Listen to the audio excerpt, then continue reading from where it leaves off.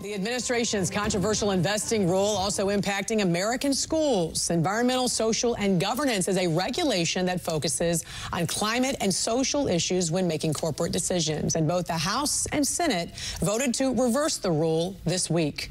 Joining us right now, Parents Defending Education's investigative fellow, Alex Nestor. Thanks for joining us, Alex. We appreciate it. First, tell us about your new investigation on how ESG priorities are impacting K-12 schools here in America. So earlier this week, Parents Defending Education, we released our new report called Incorporated, and this investigates ESG, or environmental social governance, in American schools. And what is ESG, first of all? It's sort of a credit system focused on promoting ideas like, climate change activism and social justice. And really, it's just another way of pushing divisive ideologies about race and gender, as well as a certain idea about climate change on our students. And as we know in our report, ESG is a set of operating principles, really, that prioritizes a stakeholder-centric or public-private partnership approach to solving these alleged issues. And businesses are using this as a way to push, again, these divisive ideologies on our students. Yeah, when it comes to the schools in America here, as an example, the University of Washington used nearly $1.5 million to train high school physics teachers how to incorporate energy justice into the existing curriculum. So tell us more about this one specifically. What is energy justice?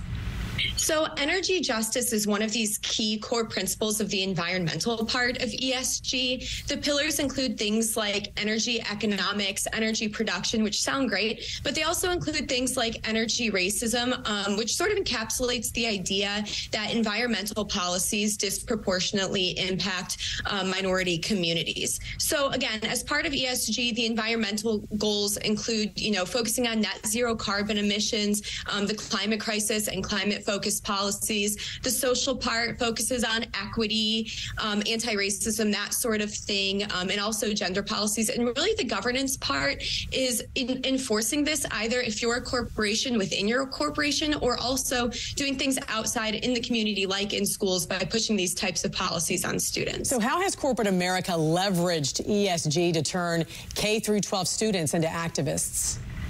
So let's remember that, activists are sort of pushing students to learn these types of things in, math and history and physics now. It's really just pushing this idea, this equity lens on every facet of these students' lives. So again, businesses, to sort of improve, their own ESG ratings, they've wanted to advocate for this in schools. And really what it's doing, it's indoctrinating kids to believe in a certain set of principles, not question things, not research things themselves. And also it's taking away from class time, where kids should be learning how to read and do math. Right, so these corporations are giving these schools money for this purpose. Another big headline this morning, Parents Defending Education has successfully forced the Department of Education to open a formal investigation against the Newton Public School District in Massachusetts. And we know that your organization filed this formal discrimination complaint against the district's theater production there. So tell us what was happening in that district and the complaint that you guys filed.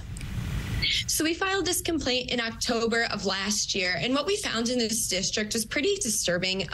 There was a play called Lost and Found that an alumni of the school had started to put on for students there, or help to direct for students there. And according to the description, it was only open to minority students or students of color. It was sort of a safe space for students to talk about their stories. And what we found as an issue here is, when you create safe spaces for students based on their race, that's discrimination. It's a form of affinity group like we've seen in other schools. This discriminates kids by race. It teaches them to be divided and not united, and that's it's immoral and it's unconstitutional. Parents Defending Education investigative fellow Alex Nestor, great to see you this Friday. Hope you have a great weekend. Thanks for joining us. Thank you.